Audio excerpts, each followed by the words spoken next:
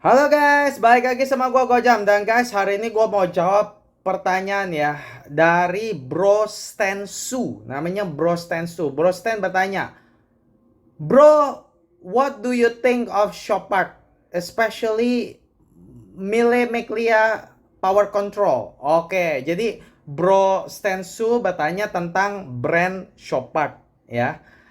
Jadi apa menurut gua, pendapat gua apa nih tentang Chopard ya, jam Chopard gitu, dan terutama model Mille Miglia Power Control. Oke, nah ini Bro Stensu, ini sangat menarik ya Chopard ya. Oke, jadi ini ada dua pertanyaan nih. Jadi pertama-tama gue jawab dulu.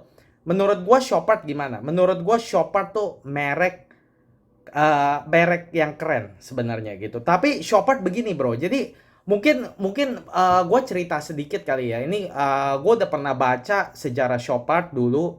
Dan lu tanya begini, akhirnya gue baca lagi gitu ya, supaya refresh memori gue gitu ya. Jadi Chopard itu sejarahnya lumayan menarik ya guys ya. Itu didiriin sekitar tahun 1860 kalau nggak salah ya. Hama ya orang yang namanya Louis Ulysses Chopard ya, Louis Ulysses Chopard gitu ya. Nah, udah gitu udah didiriin sama si Louis Ulysses Chopard, udah gitu dia diterusin tuh sampai 3 generasi, sampai ke cucunya. Sampai ke cucunya akhirnya dia berhenti.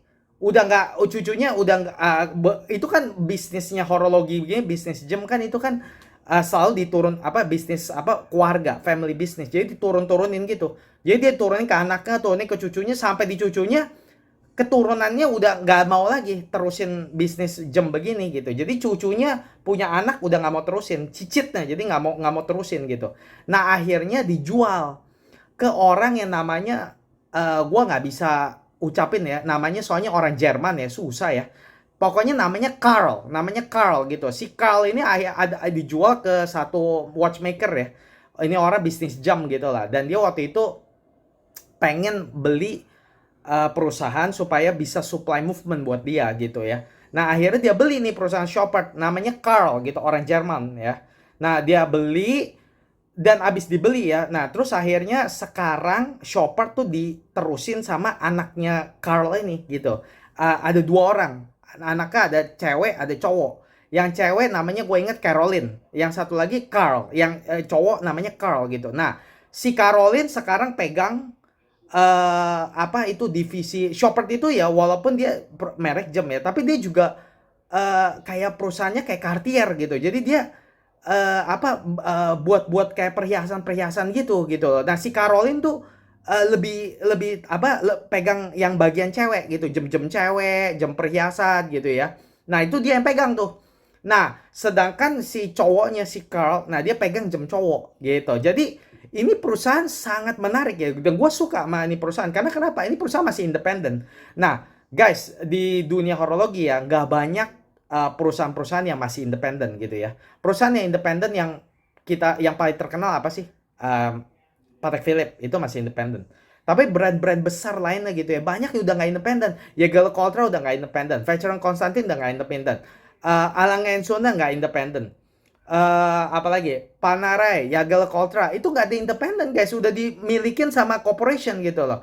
Nah makanya jam-jam yang perusahaannya yang masih independen ya, itu wah kita tuh harus hargain gitu loh, karena kenapa ya orang-orang kolektor, watch enthusiast gitu suka sama perusahaan yang masih independen, karena dia tuh kalau perusahaan masih independen ya, dia kreasinya tuh original gitu loh. Jadi apa ya, lebih ada soul gitu, lebih apa ya, kayak gimana ya ngomongnya ya, kayak nggak diikat sama korporasi gitu loh. Corporation tuh kalau udah dicaplok sama corporation ya, jadi komersial gitu. Sedangkan kalau misalnya kayak Patek Philippe itu masih independen, jadi tuh lebih gimana ya, kayak lebih lebih antusias gitu loh. Kayaknya apa sih, desain desain dalam segi desain strategi gitu ya. Itu masih dikontrol sama foundernya gitu, apa pendirinya yang juga pasti orang watch enthusiast gitu. Makanya orang biasanya suka lah sama independen gitu. Nah ini Chopard nih masih independen gitu loh. Dan dia baru generasi kedua gitu. Jadi kan seperti gua bilang kan, dia memang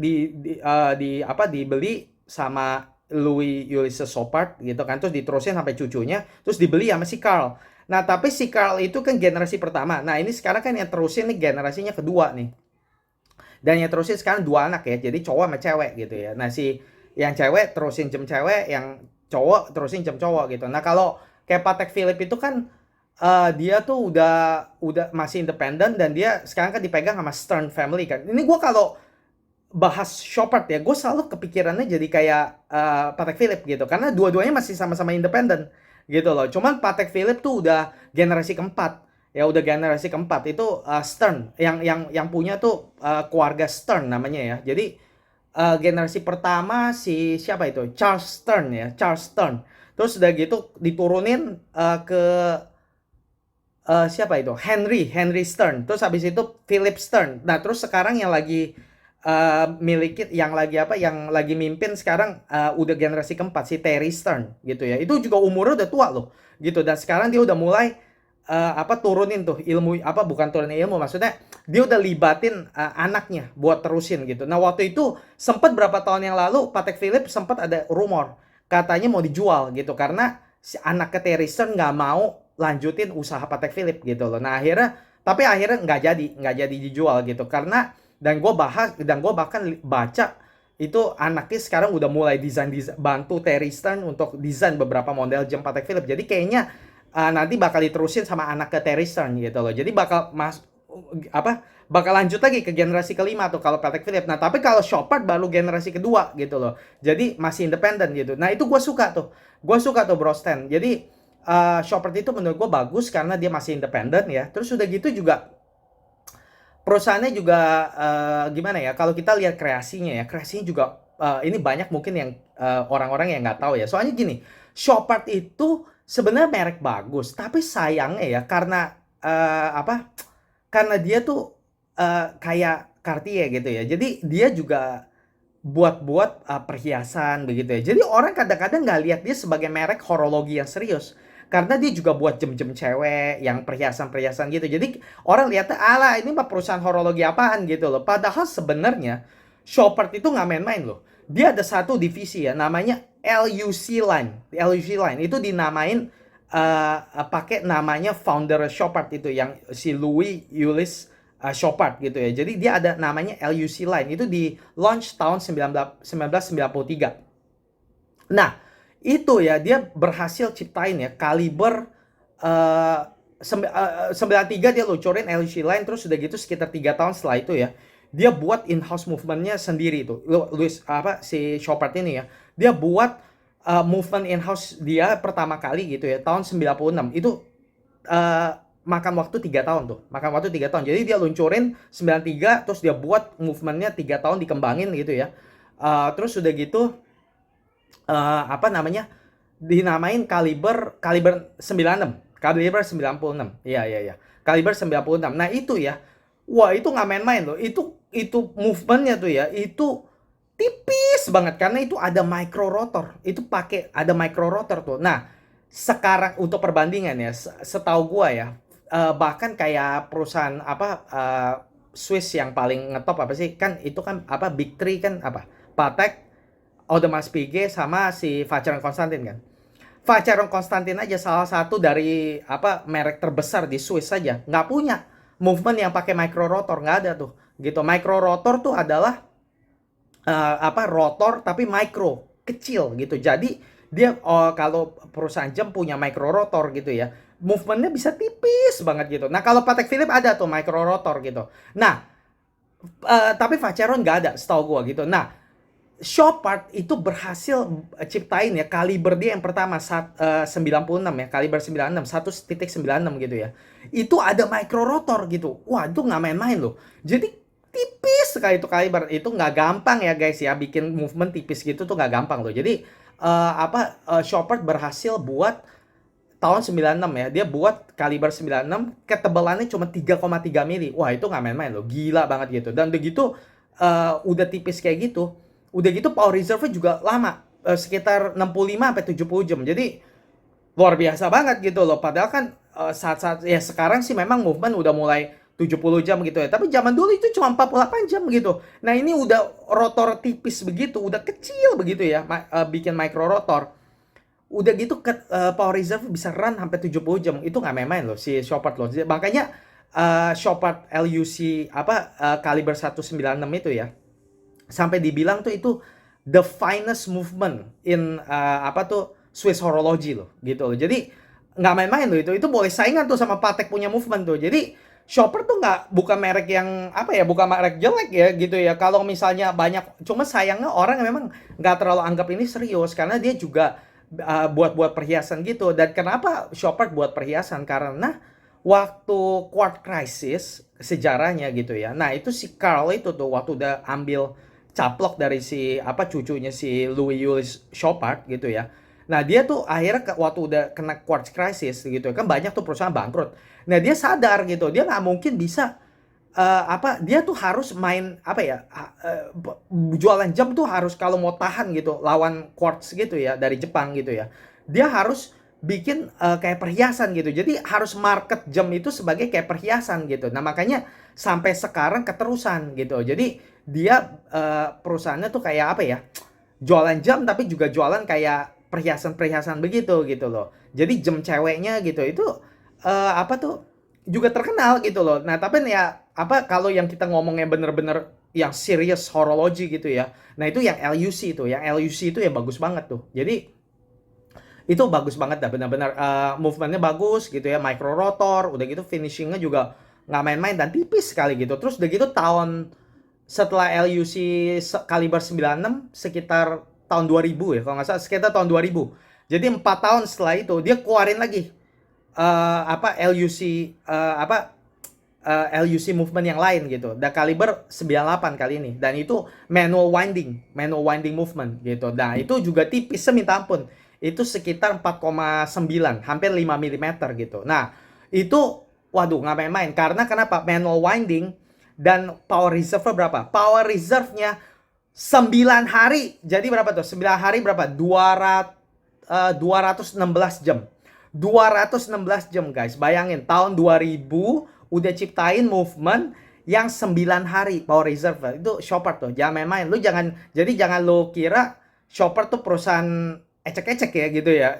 Emang dia buat tuh perusahaan juri-juri gitu kayak perhiasan. Tapi kalau lu mau kalau kalian yang memang tertarik sama brand Chopard ya, cek LUC line-nya. LUC line-nya itu nggak main-main. Itu LUC line-nya itu serious horology itu boleh saingan sama Patek Philippe. Tapi harganya nggak mahal seperti Patek Philippe. Nah, makanya kalau orang yang suka jam ya, banyak guys brand yang bagus-bagus di luar sana. Jangan kayak orang bego gitu. Jangan cuma taunya Rolex tuh tai kalau dibanding sama kayak udah ngomongin kayak Chopard begini. Rolex tuh tai. Itu gue kasih tahu aja, itu goblok itu Rolex tuh. Gitu loh. Lu kalau mau serius, lu lihat LUC line itu tuh udah kualitinya tuh udah boleh dibanding sama Patek Philippe itu nggak main-main itu. Nah, terus kaliber 98 itu power reserve bisa sampai 9 hari dan itu udah gitu tipis. Gue udah pernah coba pegang ya salah satu model Chopard yang pakai ini kaliber 98 yaitu Quattro, LUC Quattro gitu ya. Itu bagus banget gitu ya. Tapi memang menurut gue ya, ini bukan kelemahan tapi ini menurut gue lah ya. Chopard itu jamnya tipis-tipis tuh gitu. Jadi kayak misalnya yang Quattro yang gue bilang itu, wah gue lihat dialnya bagus gitu, gue suka. Udah gitu movementnya keren, movementnya bagus, 9 hari tipis gitu ya. Bayangin, movement 9 hari tapi ketebalannya cuma 8,8 mili. Di bawah 9 mili gitu. Movementnya aja cuma 5 mili, di bawah 5 mili. Jadi tipis banget, movementnya tipis, jamnya juga tipis gitu ya. Gue udah pernah pegang gitu ya. Tapi sayangnya jamnya agak besar. Jamnya sekitar 43 mili LUC Quattro gitu. Jadi gue ngerasa proporsinya agak aneh ya gitu. Jadi ketebalannya kayak dress watch tapi kok 43 gitu. Jadi gue ngerasa Chopard nih kurang kurang greget proporsinya gitu. Nah, itu satu hal yang gue kritik sih dari Chopard. Jadi movementnya sih bagus, finishingnya bagus, tapi proporsinya dia kurang bagus ya menurut gue ya. Jadi kalah kalau sama Patek lebih bagus tuh proporsinya menurut gue gitu. Jadi tapi sih kalau secara movement finishing sih gue bilang itu boleh saingan sama Patek gitu. Dan sama-sama punya micro rotor gitu. Dan begitu Chopard movementnya juga deregulated. Jadi COSC standar. Oh nggak main-main. Jadi udah akurat, tipis, dan finishingnya juga kayak Patek gitu. Jadi bagus gitu. Nah terus udah gitu pertanyaan lo yang kedua nih. Gimana menurut gua tentang model Mille Miglia power control. Nah, ini model Mille Miglia ini nggak setinggi LUC line ya, bro, Stensu ya. Mille Miglia ini tuh keluaran sekitar tahun gue baca ya 1988.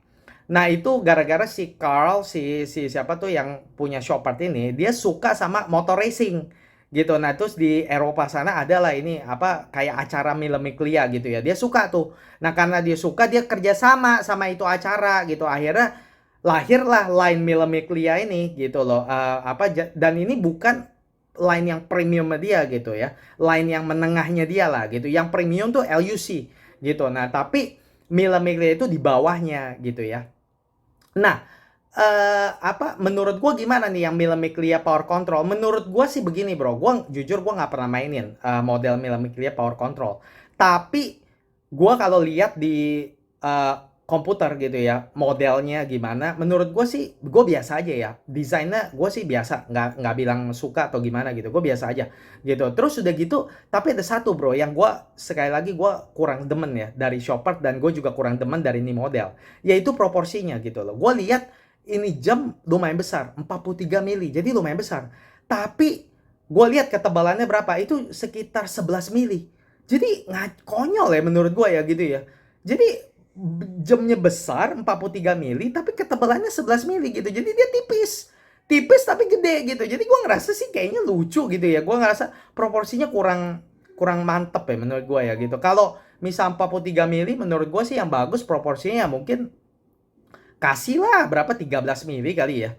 Nggak tahu sih, gue juga nggak tahu ya, tapi gue ngerasa mungkin apalagi ini kan jamnya sporty ya, Mille Miglia Power Control kan. Jadi menurut gue sih mestinya ya dikasih tebalan dikit lah gitu ya. Tapi sih ya gimana ya, aduh, gue juga susah ya ngomong ya, karena kan sebenarnya kan kalau kita tahu ya di dunia horologi lebih gampang bikin movement yang tebal-tebal gitu. Justru Chopard hebat bisa bikin movement yang tipis-tipis gitu loh. Ini gue yakin Mille Miglia Power Control nih in-house movementnya ini pasti tipis nih. Makanya ketebalannya bisa cuma 11 mili. Cuma memang sayangnya Chopard ya, kalau dia mau bikin 11 mili gak apa-apa. Cuman menurut gua harusnya ya dialnya jangan 43 mili. Nah, itu salahnya dia tuh menurut gua tuh. Harusnya kalau ketebalannya 11 mili, mestinya dialnya 40 mili gitu loh. Jadi Mille Miglia Power Control ini menurut gua gimana ya? Menurut gua tuh kurang bagusnya dia terlalu gede, Bro, dialnya gitu. Mestinya dialnya 40 itu baru bagus tuh gitu. Tapi dia 43 jadi menurut gua kegedean gitu ya. Tapi kalau lihat dari speknya sih ya, dia 100 meter water resistance, terus udah gitu power reserve-nya juga sekitar 60 jam gitu ya. Terus udah gitu juga udah in-house movement-nya gitu ya. Dan in-house movement-nya Chopard tuh pasti bagus lah, gue yakin gitu loh. Udah kita udah tahu lah LUC lain aja tuh nggak main-main, itu setara Patek gitu ya. Jadi nggak main-main gitu. Dan Chopard tuh perusahaannya keren ya, perusahaan jujur ya. Dia kembangin in-house movement itu yang LUC 196 yang gue bilang itu, dia 3 tahun loh. Bukan kayak Hublot mah tai, itu caplok perusahaan orang lain itu. Kalau ini bener-bener dia kembangin gitu. Dia kembangin sama si pendirinya sama yang orang Parmigiani itu, si yang pendirinya Parmigiani itu, si Michael Parmigiani gitu. Jadi nggak main-main loh, itu hebat itu si Chopard ini nih bener-bener. Jadi ya begitu sih. Jadi menurut gua kalau model Mille Miglia Power Control sih menurut gua kurang bagus ya, Bro ya, secara proporsi ya. Mestinya lebih bagus kalau 40 mili, jangan 43, itu agak kebesaran gitu. Tapi secara spek menurut gua sih oke-oke aja gitu. Dan terus kalau menurut gua desainnya juga ya gue sih nggak ngerasa gimana-gimana banget gitu sih sama desainnya gitu. Tapi kalau lu ngomong Mille Miglia begini ya, yang power control ya, ini ya boleh gue bilang ya mestinya boleh saing-saingan lah sama Omega begitu. Gue rasa nggak kalah lah. Cuman ya sekali lagi seperti gue bilang, Chopard itu mereknya sangat underrated, sangat gak terkenal gitu loh.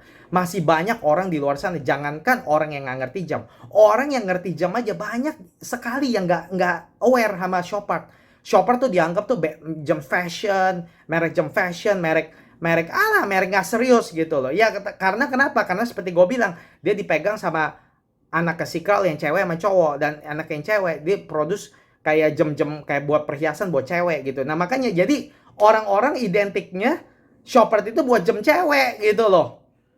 Padahal Chopard juga dipegang ada jam cowoknya juga, dan itu jam cowoknya itu yang apalagi yang LUC itu premium banget gitu. Itu saingannya boleh tanding sama Patek Philippe ya gitu. Jadi ya kalau yang Mille Miglia sih menurut gue sih boleh saing lah sama Rolex atau Omega lah menurut gue sih. Walaupun jujur gue juga belum pernah mainin sih yang model Mille Miglia, tapi gue rasa kalau LUC lainnya aja udah setinggi kayak Patek Philippe, ya masa sih yang Mille Miglianya jelek, itu sih rasional gue gitu. Jadi walaupun gue belum punya pengalaman ya sama Mille Miglia, gue harus jujur gitu. Tapi menurut gue karena LUC-nya begitu bagus ya sampai boleh saing sama Patek Philippe, jadi kalau gua bilang sih Mille Miglianya pastilah boleh banget saingan sama Omega atau Rolex gitu loh. Atau mungkin lebih boleh saingan sama IWC gitu. Cuma sekali lagi, Chopard sangat underrated, masih sangat nggak terkenal gitu loh. Jadi ya inilah makanya Mille Miglia Power Control mungkin nggak banyak orang tahu gitu loh. Gua aja juga tapi kalau lo tanya gue ya begitulah bro. Menurut gue satu sih kejelekannya dia terlalu besar gitu. Tapi ini juga bukan hanya Mille Miglia Power Control ya. Chopard secara umum seperti gue bilang tadi kayak Quattro gitu kan, yang LUC Quattro gitu kegedean gitu loh, ketebalannya 8,8 mili tapi dialnya bisa 43 mili, jadi kebesaran gitu. Dress watch tipis tapi 43 mili, coba dia bikin 40, waduh itu bagus banget gitu loh. Jadi Chopard, jadi gua ringkas ya, jadi menurut gua gimana tentang Chopard? Chopard itu bagus, itu merek bagus banget ya, masih independen, baru 2 generasi. Udah gitu sejarahnya juga udah tua ya, didiriin tahun 1860.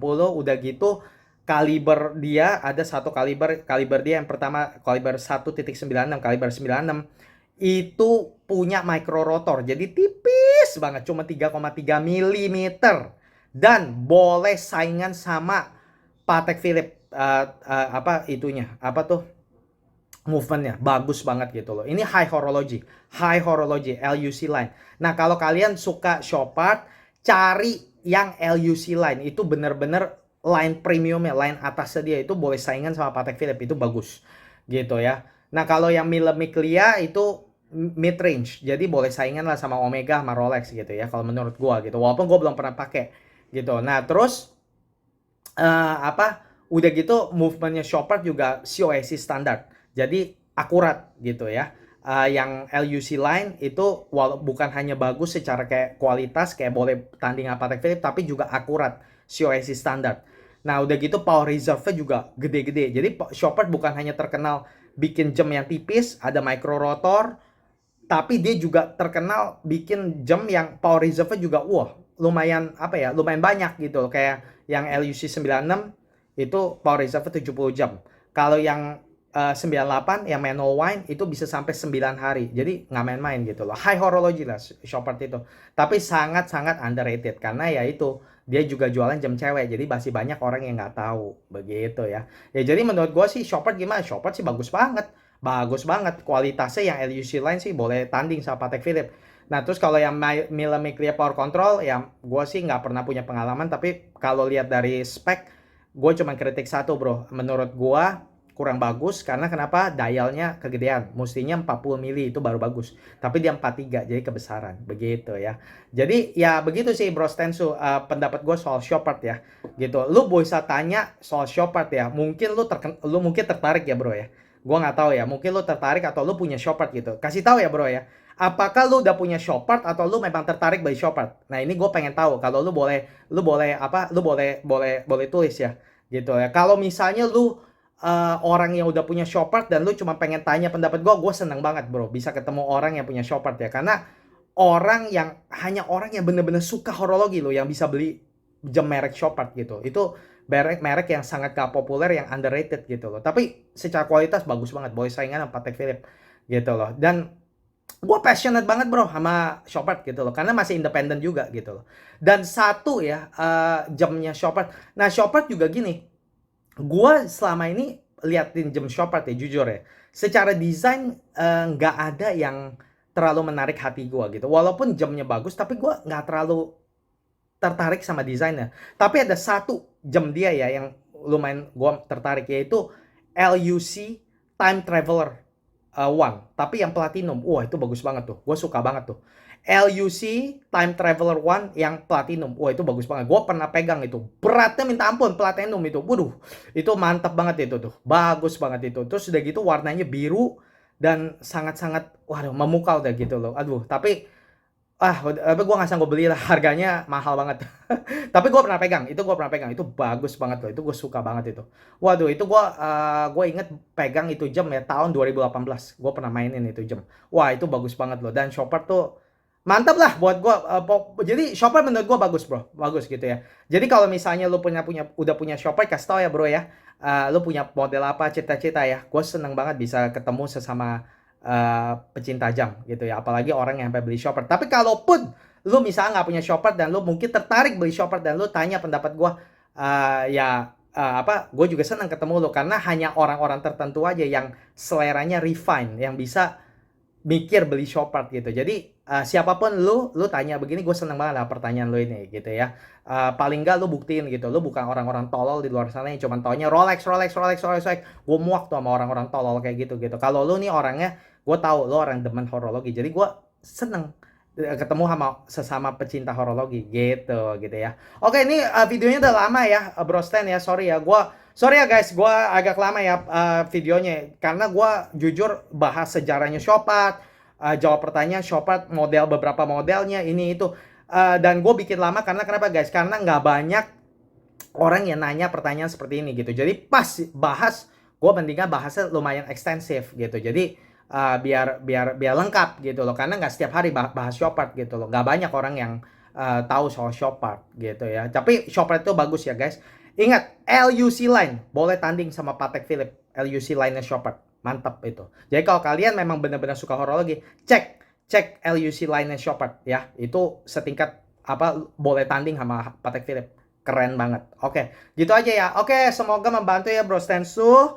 Guys, kalau bisa kalian suka horologi dan kalian punya pertanyaan seperti Bro Stensu, langsung guys komen di bawah, oke? Dan kalau misalnya pertanyaan kalian menarik seperti ini, langsung gue buat videonya. Makasih guys udah nonton. Bye-bye guys.